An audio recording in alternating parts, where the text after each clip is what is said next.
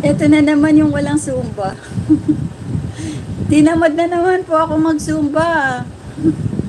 Watching po ako kay Ate Heights.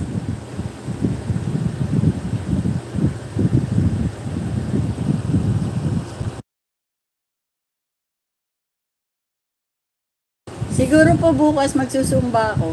Agahan ko yung live ko. Gawin kong 3 a.m. Tas i-off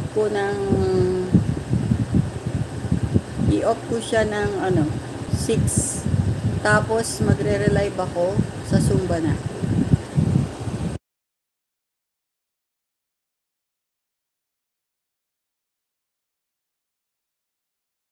Opo nga doon nga po ako magre-relive. Doon ako magla-live sa Zumba para po hindi tuloy ako hindi ako nakakapag-exercise.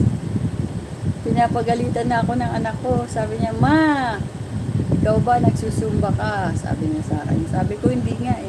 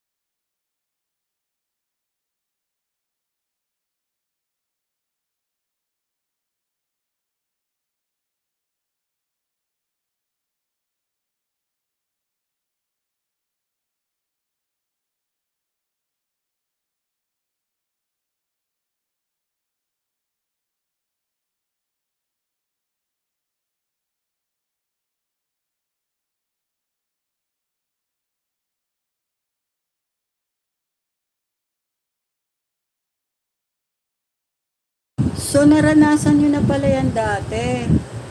So, nung nag-YT ka, napabayaan mo yung sarili mo. Lumobo ka. So, kailangan ko nga pala mag-exercise. Naku, sus me. Lolobo na naman ako.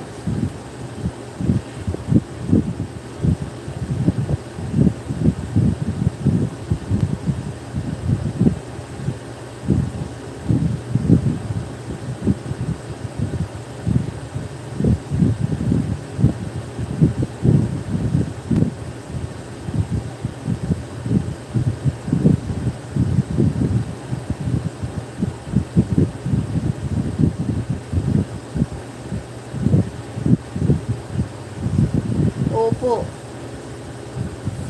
Ang problema ko nito, mahihirapan na naman ako sa paglalakad ko. Kasi nawala na nga po yung rayuma ko eh.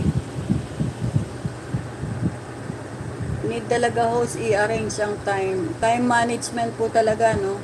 At mag-enjoy ka sa live at YT mapabayaan mo ang exercise. One day mapili na lang, mabigat ka na pala.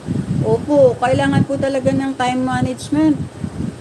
Kasi dapat talaga yung mga bagay na importante sa katawan natin like exercise, ibalik po natin yan. Kasi pag hindi natin yan binalik, naku, talaga pong lolobo po tayo. Grabe ang lobong nangyayari sa atin.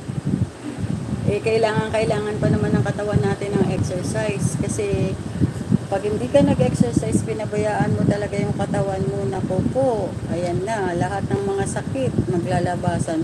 Katulad po sa case ko, Sir AC,